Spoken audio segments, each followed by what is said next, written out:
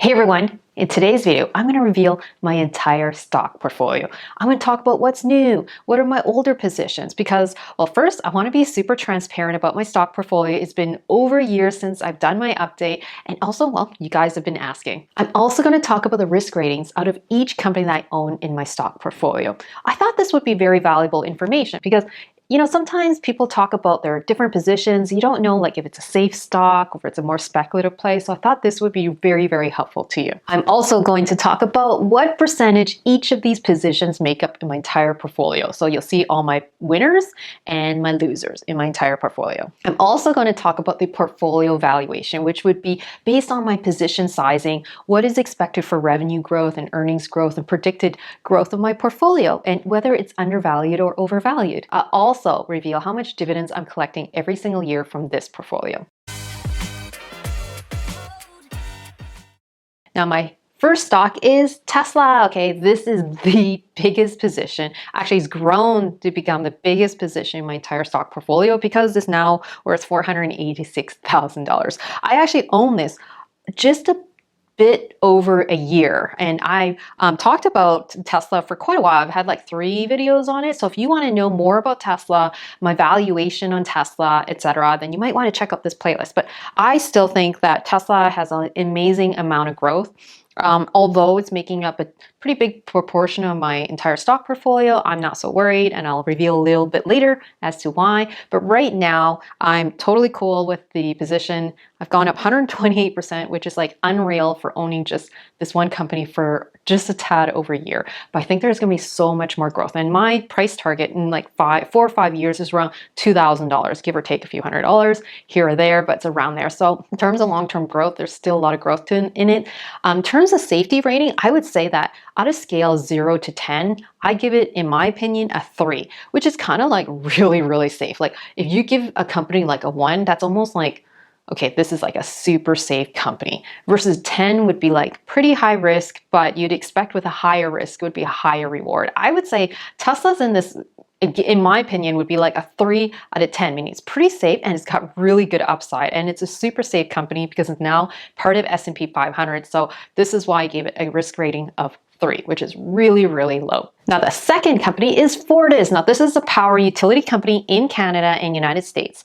This one, I would say a risk rating of like 1. Okay, it's like a very boring utility company. The only reason why I own it is because I like its dividends. It's a dividend grower. So this is much more stable. It's not as volatile like Tesla, goes up and down. Fortis doesn't really do anything and has only gone up, since I've owned this, I think for about 2 years, it's only gone up 9.3%. That's because it keeps buying its stock by itself. It's part of the dividend reinvestment program. That means it keeps buying more stock every single quarter. And so that's why it hasn't gone up by much, because it's reinvesting the dividends back in itself. This is one of my boring companies. So I really don't expect much from Fortis except collecting my dividends. Now, my third stock is Apple. Okay, this is the oldest position I've had in my entire stock portfolio. I've owned stocks since in my 20s, but I never really kept them. Like every time it 2x, like it doubled, I would sell. Apple is like my foundation for my entire stock portfolio. I just keep adding it. I've owned it, I think, since 2014. It's gone up 176%. I would say that it probably has gone up a lot more than 176%, but because I've been averaging up over the years, every time I see, Apple's getting cheap again, I keep adding to it. So still, it's pretty good returns. 176% is pretty good. So I have about 100 grand in Apple. Now, my next position is TD Bank, which is like one of the top 5 banks in all of Canada, and it's also all over the United States. This is a super safe stock to me. The only reason why I own it is because it's a dividend grower. And I feel like if interest rates rise, well, TD Bank is going to do super well, because typically when interest rates go up, bank stocks do well because they get more yield on their mortgage rates. They get more revenue. So it's gone up 44% since I've owned it. I think I've owned it for like, I can't remember, maybe a bit over 2 years. I did buy heavy during the pandemic crash. So that's probably why it's gone up 44%, but typically I don't expect bank stocks to do really much. Like this is a surprise. It's really because I bought heavy into the pandemic. But other than that, don't expect TD Bank to go up 44% for the next year, okay? This is just exceptional. Now, my next position is Amazon. Amazon, everyone knows Amazon. I've owned this position for 3-4 years. I can't remember. I've been averaging up. So Although I own 70 grand of Amazon, it's only gone up 37%. You'd think that's pretty bad returns over the last 3-4 years I've been holding it. But hear me out. I've actually been averaging up. So I actually, if you looked at my portfolio last year, I would already gained 100% on my Amazon stock, but I've been adding up. And since Amazon's been skyrocketing, I've been going up in price, and therefore I've only gained 37% since I've been adding up. That's okay. I don't feel Amazon's over. The growth is still there. Its cloud services is like unreal, high profit margin. So expect years and years of growth. This is a capital compounder to me. Now, my next position is Alphabet, which is like Google search, okay? YouTube, ad revenue. In terms of safety rating, it is so safe. It's like 2. I would give it a 2 out of 10, maybe 1 out of 10. It's really, really, really safe. So this is like a no-brainer stock. I only have $53,000 of Google stock. I actually want to build it up more. I really, really want to. I just haven't found a good time to buy more Google stock. I mean, I made a video like 1 year ago where I said, okay, Google is really, really good value. And that was like probably exactly 1 year ago. And it's done obviously super well, but I just wish I bought way more. But oh well. You know what? There's always going to be corrections, pullbacks, dips. Although we're in the beginning stages of a bull market, I'm not worried. So for me, this is definitely one of those stocks that I want to build up, and that's Alphabet. So right now it's gone up 73%. And I've only owned this position for, I think, just a tad under 2 years. I actually, short story here, I used to own Google way back. I think it was like 2009. And I owned like $5,000 worth of Google stock. I also owned Amazon, and I sold it. Sold it. What? I don't even want to know how much money I've lost by selling it early. So this is like, look, I don't sell my stocks anymore unless I really need the money. And I'm going to tell you, I'm going to keep Alphabet for a very, very long time. Okay, Microsoft is my next position. This is like one of my favorite companies. I know it's boring. It's super boring. It's a super safe stock. I would give a safety rating of 2. I really like it because it grows its dividends, but it also is an appreciating company. It's growing its revenue. It's growing its profit margins. It's Azure cloud services. It's rocking it.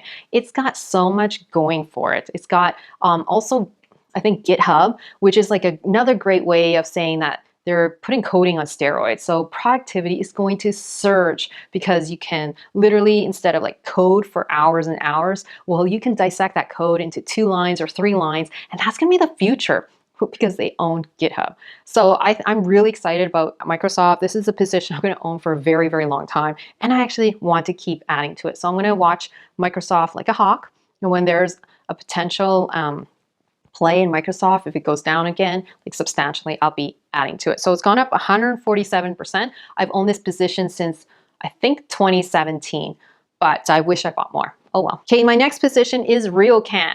Okay, I've owned Ryokan for about 3 years. This one, it's gone up 49% or 45%, which is really, really good. But reality, okay, don't expect Ryokan to do 45%. Well, it might in the next coming years because of the pandemic, but after that, it's like going to be like nothing. It's supposed to be really a distribution, like a dividend. It just pays you money every single month. And that's actually why I added Ryokan. The first place was I wanted something way more stable. So Ryokan is typically a way more stable stock. And because I also think inflation is going to go up, then I believe Ryokan is going to do really well with its real estate holdings because real estate does well during inflation. So Ryokan is going to still do well, but I don't expect it to do much over the next couple of years. It may regain its total market value, because right now I think the real estate holdings in Ryokan is worth so much more than its market cap. I'm not going to add any more money to Ryokan. And by the way, if you find this video very, very long, because I have to reveal my entire stock portfolio and have about 23 holdings, you may want to check out the chapters below, okay? And then you could just jump around. Okay, my next position is Algonquin Power, another power utility company. Very, very boring. It's Canadian, primarily Canadian company. You can also buy it in the US stock market. And this one, I have about $47,000. And because it's a dividend grower, it's part of the dividend reinvestment program, it's been buying its dividends automated, like it's automated through my brokerages. So this is a stock that hasn't really done much, super boring, not expecting much for it. So it's only gone up 0.4% because it keeps buying more and more of the shares. So for me, it's super safe. Now my next position is TELUS, a Canadian telecommunications company. This one I bought because, well, first is boring. I love having more stable companies that are very, very like low beta ratings, not volatile, so that my portfolio doesn't always jump up and down, because you can see that I actually have a lot of technology stocks. It's already pretty volatile. So with these more stable, boring companies like TELUS, it adds stability. So in terms of safety rating, I would give it a 2 out of 10, super safe. Super no-brainer. This is a dividend grower. I've had it since I think about 2 years now, and right now it's gone up 26%. I have about $45,000 in it. One of the big kind of catalyst plays I have in TELUS is that I really like its innovation. It's building TELUS Healthcare. You see it in some of the medical facilities on the computers. So this is kind of where I see a bit more of a innovation in the company. And that's why I chosen TELUS as a telecommunications company in my portfolio over any other telecommunications company. Now, my next position is Meta, which is formerly Facebook. Okay, now I've actually trimmed my position because I'm not so happy with the direction the company's making. So I only own 40 grand in it, which is quite a bit lower than what I used to own. And because I've been trimming, it looks like I only gained 21.9%. But in reality, I've actually done really well on Facebook. I've owned it for, actually I started my position shortly, right in the middle of pandemic. So it would have done really, really well since then, because I think it went 100%. But anyways, it's because of how much I've trimmed. I've only gone up 21.9% for the more newer positions. So I would say that for me, I'm not planning to add any more to Facebook, but I might get back in if the metaverse really plays out for this company. But you know what? It was going to take a lot of years. So I'll just watch and see. Okay, my next position is AbbVie. Okay, this is one of my, I would say, super undervalued dividend growth stock. Okay, this is a very boring pharmaceutical company that has brands like Botox. So I'm pretty bullish about AbbVie in terms of its company future outlook. But in terms of safety rating, because I did talk about in this last video about AbbVie having quite a bit of risks in terms of its patents, I would say I can't really give it like a super, super safe number. I would give it like a 5, maybe 5 out of 10, or 4 to 5 out of 10. It's not a no-brainer like Apple. I would say Tesla has a way more upside. AbbVie is a super boring dividend grower, but it has some risk. So I'm going to give it the same risk rating as like Tesla, because Tesla is really early stages in the company, but Tesla also has way more upside. So in terms of AbbVie, I've only gone up 16% since I bought it, I think last year in September, just 1 year ago. So it's done really well as a boring company. But I'm not expecting much from it except to collect its dividends. Now, my next company is a real estate company, which is Granite, a real estate investment trust, and they own warehouses. And of course, the reason why I'm bullish about warehouses is because Amazon, they need more and more land to store their stuff. So this is why I bought Granite Real Estate Investment Trust. And plus, I don't have enough capital to just go buy warehouse land. So this is my play in getting to more commercial real estate. So I own about $20,000 worth of Granite Realty. It's gone up 61.2% because I've been really buying heavily during the pandemic. So it's gone up really, really well. But in terms of future upside, it is a dividend grower, but don't expect much. It's a REIT. It just pays its distributions every single month. I'm not expecting it to do much better than that. Maybe it'll surprise me. So, but if with inflation going up, potentially interest rates going up, this is really bullish for the real estate sector. So I'm just holding on to my Granite Realty and not really looking to add more positions, other than it's reinvesting its distributions and buying more of a share. So that's more of an automated approach, but I'm not planning to add more money into it. In terms of safety rating, it's very boring. It's very safe. Okay, now my next position is ARC ETF, which is, I think this is the genomics one, which is very speculative. I would say the safety rating out of this is like a 7 or 8 out of 10, which means it's actually quite high risk. Because first, I don't know anything about genomics, so I thought I wanted to be more in the healthcare sector, but I didn't understand the whole sector about their patents, about the new innovations, all about the genomic side. Like, although my background is in biological and chemical engineering, I know nothing about the technology part of it. So this is my way to own some of that because I really think there's a bright future for this area, but I don't have a big position in it either. It's only 18 grand. It's gone down 18%. Because it's more speculative, it's going to take about 10 years for really it to do much, okay? So I'm cool with just owning it and then forgetting about it. Okay, my next position is Peloton. Okay, I'm really bullish about the connected fitness industry. As an avid fitness enthusiast, I work out quite a bit. I love fitness. I think that that whole industry just needs massive disruption. So I bought Peloton because it's a leader in that area. It's got a great network effect. So for me, I just started my position not that long ago, got 16 grand in. It's only down 0.6%. If it goes down even more and the performance is really spectacular, like I continue to see more revenue growth, more earnings growth, the fact that the brand is still keeping up, it's producing more products, I'm going to be positioning in, meaning I still haven't really ended my position in Peloton. But this is more of a risky play.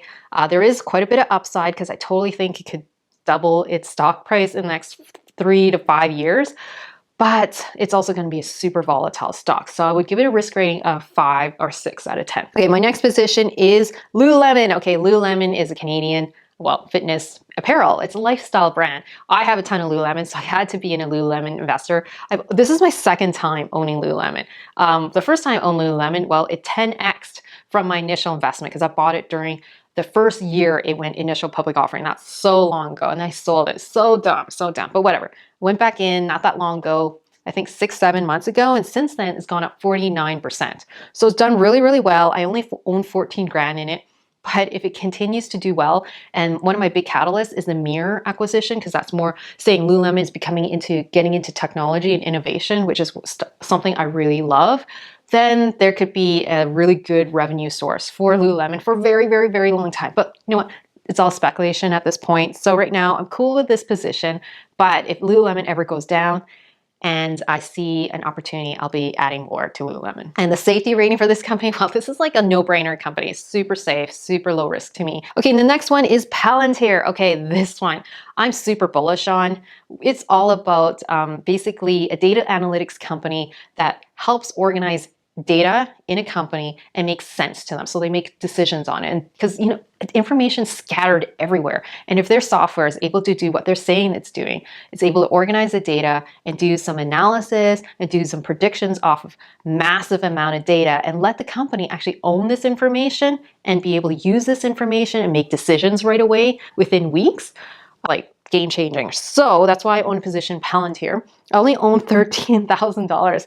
Oh man, I wish I bought more. I was just actually probably buying Tesla at that time or doing something else. So I'm not done with Palantir. This is a more speculative play because it's an early stage company. It just got in the commercial sector. It's gone up really well, 21% since I bought in, but I'm planning to own more and more Palantir. But I'm just watching it, trying to check that it's still executing well. Then I'll start adding in more and more positions. But this is a company I think will for sure 2x next 3 to 5 years. Okay, and the next one is Aritzia. Okay, Canadian company, apparel. We all women, well, a lot of women love Aritzia. And I own Aritzia, I think since, I don't know, 4 years, and now it's gone up 139%. I only own like less than 10 grand of Aritzia. I just wish I bought heavy. I did actually buy heavy during the pandemic, but I just didn't buy enough. There's only so much money, okay? It's done really, really well. I still think that it's a really bright future for Aritzia. It is still very, very popular amongst all age groups, and it's been around for decades, which is unreal because apparel is really hard business to stay popular. So I'm going to keep my position. If Aritzia ever keeps going down, if I ever see any potential for value dips and pullbacks in Aritzia, like in the 30s and the 20s, I wish, definitely will be adding to my position to Aritzia. Okay, the other one is Square. Okay, this is a fin technology company. Well, you see all the little terminals in all the small businesses. Well, a lot of them are they're terminals from Square. So they're building their own kind of banking system, and getting into Bitcoin and getting into more of the non-fungible tokens. This company's ripe for innovation. I only own $8,000 worth of Square, and it's gone up 51%. I literally just started building my position a bit over a year ago, maybe just during the pandemic. I wish I added more, but you know what? There's only so much capital you can distribute around. But Square is something that's an early stage company. It definitely has a higher risk. I would give it a risk rating between 5 and 6, but it also has quite a bit of more upside. So I'm going to be definitely watching this like a hawk and adding to my position if it ever pulled back quite a bit in the 200s. Okay, my next one is Bitcoin. Okay, this is my way of owning Bitcoin without owning the coin. Okay, so I actually do own like tiny bit of Bitcoin, but outside of this portfolio, but I also own the Bitcoin ETF. And this is like one of the first ETFs that lets you allow you do like a synthetic way to own Bitcoin in Canada. So I got in, and this is my really recent purchase.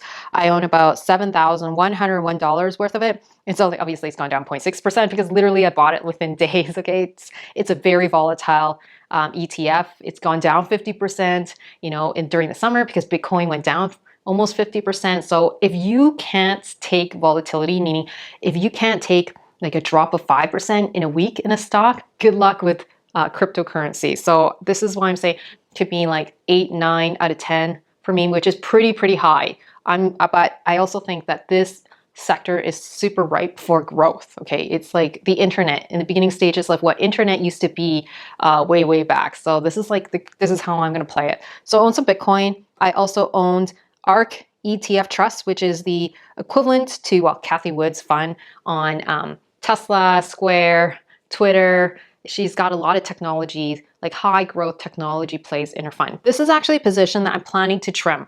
I need capital. I want to redeploy into more other speculative plays because I actually own quite a bit of safe companies, super boring, super safe companies. So I want to start growing more and more speculative plays in positioning into more sizable positions that will actually make a dent in my portfolio, because my husband always tells me I play too safe, or found like given where we're at.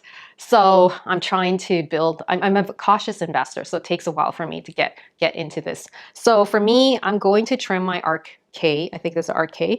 I actually been trimming it. That's why it's only gone up 2.4%, because I trimmed all the positions that I made pretty good money in the last year. So for me, I'm going to trim the rest of it over the next couple weeks and planning it to dump into more Bitcoin and Ethereum. So in terms of trading for this one, it's about a 7 out of 10 because it's more speculative. It's really into early stage companies. I'm going to trade it for an equivalent play, which is the cryptocurrencies. Okay, my next position is Bitcoin again. This is just the US because I had US dollars and just sitting there. So I decided to buy Bitcoin, and that's it's got 4,000-ish in it. It's only gone up 0.06%. Should be about the same with the Canadian version of Bitcoin ETF, but I guess because the currency exchange rates, I don't know. Okay, but in total, those are actually the same stock. It's just one is US and one is Canadian.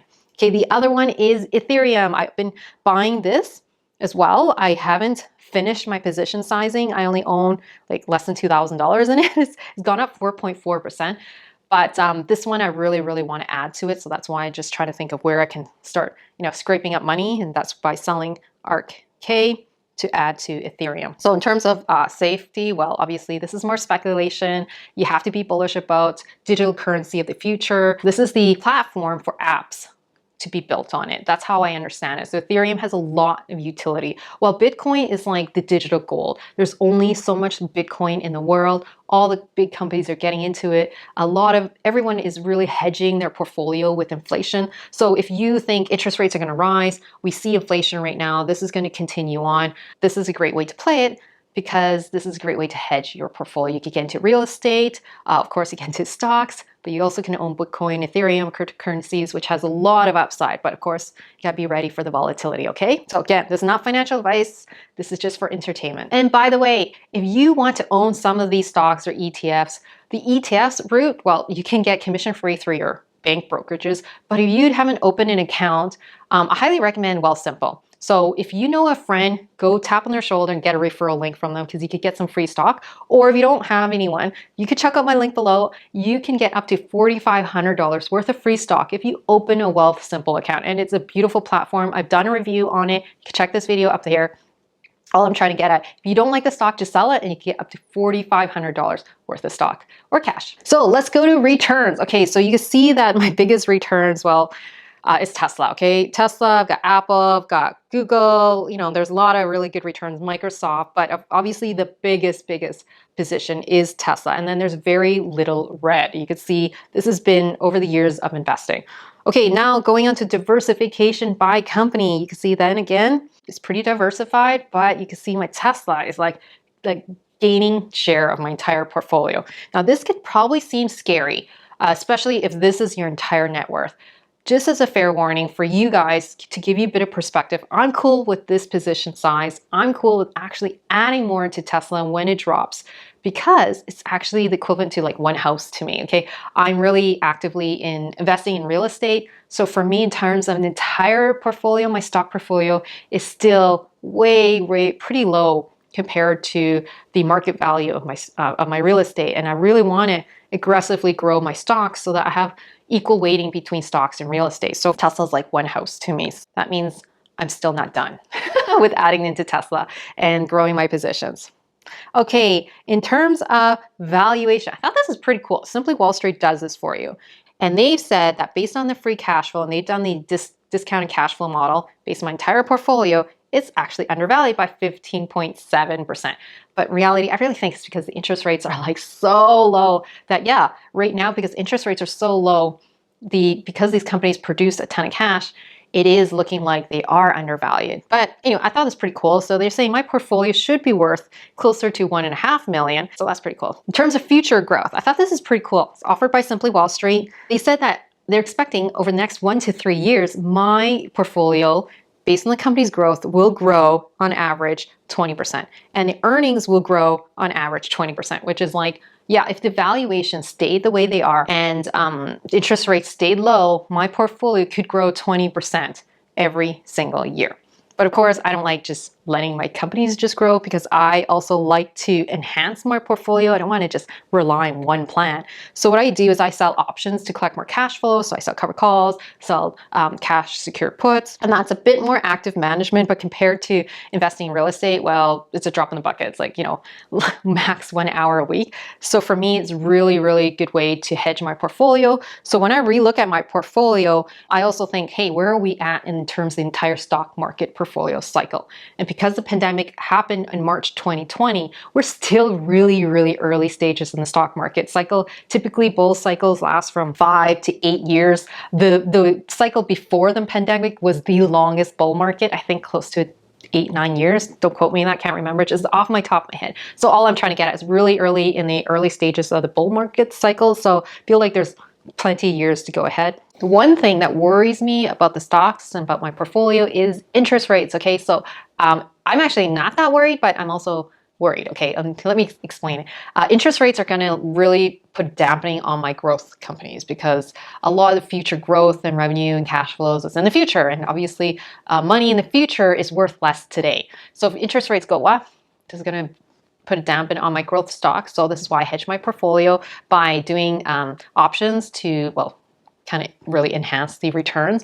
I also been buying Bitcoin, Ethereum to hedge my portfolio because I don't know if you noticed, but have you noticed if you've been owning money in US currency and because energy is going up in price, the Canadian dollar is tracking heavily against the oil prices. So oil prices go up, well, Canadian dollar is worth more, which is great for Canadians compared to US dollar. But if you own currency in US dollars and convert to Canadian, well, your purchasing power is like going down. So I own a lot of companies in the US market and I see the currency being like, it's not good, okay?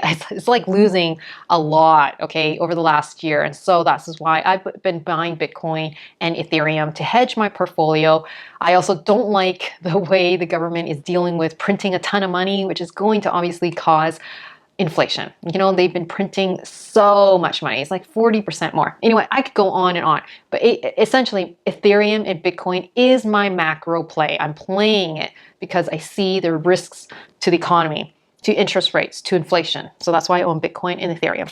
And that's why I am still also owning real estate, another hedge against inflation and interest rates. But I don't own any bonds and I don't plan to do so because that's like, who would own bonds? It like gives you 1% or 2%, which means you're still losing money every single year. Okay, in terms of dividends, okay, so I don't know how 100% accurate this is because I haven't been really like looking at my portfolio, making sure that the positions are all correct. Whenever I add my positions, I add it to Simply Wall Street, but it's not automated. So it could be a little bit inaccurate because I've been asking all my stocks that are dividend growers to reinvest the dividends to buy more shares. So this could be a little bit lower than expected, but whatever, I'm sure it's pretty close. So I have $16,551 every single year of dividends coming from my portfolio.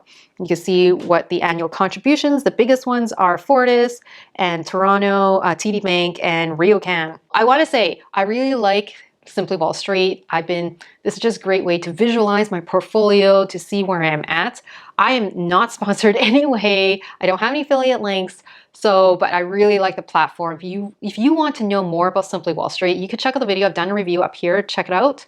And I love the platform. Super visual, and it's great for beginners. If you're just getting into the stock market, really early stages in your investing journey, this is a great platform because it teaches you a lot of things too. So lastly, I also own some crypto coins. Okay, so I'm trying to position into one Bitcoin.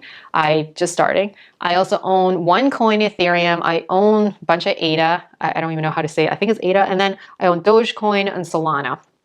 I'll do a video next time on cryptocurrencies, why I've been positioning some of my recent money into those instead of stocks because, well, the stock market's kind of getting heated. So I had to find other opportunities. I'm finding them in the cryptocurrency world. Now I could do a video on actually Bitcoin or Ethereum. Let me know actually in the comments below what you think. Just to let you know, my crypto coins are obviously much more speculative, okay? But they make up less than 1% of my entire portfolio. But I'm planning to increase it so that it could take up maximum like 4% of my portfolio. Here's my reasoning. If crypto has a lot, well, of course I'm investing it because I totally believe it has way more upside. My 4% could grow into 8%, like if it doubled or tripled. That would be like from 4 to 8% to 12% of my portfolio. At the same time, whenever I'm making a speculative investment, I also think, actually right away, think how much it can go down and how long of a horizon do I have. So with these more speculative plays with crypto, I'm in it for at least 5 years, if not longer, depending on how it plays out. So there's a long-term position for me. So if my cryptocurrencies, I had a 4% position and it went down 2%, that's okay because it really doesn't do anything in terms of my entire portfolio, but has so much upside that seems almost stupid for me to not even put any money in. So this is how I reason it. So right now it's less than 1%, but definitely going to try to grow it to at least 4%. And then if it does well, then of course it triples or quadruples. That's great. If it goes down 50%, I only lose 2%. So it's no big deal. Hey everyone, I hope you found this video super helpful. If so, all I ask is a thumbs up. And if you haven't subscribed, like why not? I talk about stocks, real estate investing to grow multiple streams of income to help you build your wealth so that you can live your ideal life. So please hit the subscribe button and that bell notification button so you don't miss any of my videos because I post every single week. Anyways, I'll see you next time. Bye.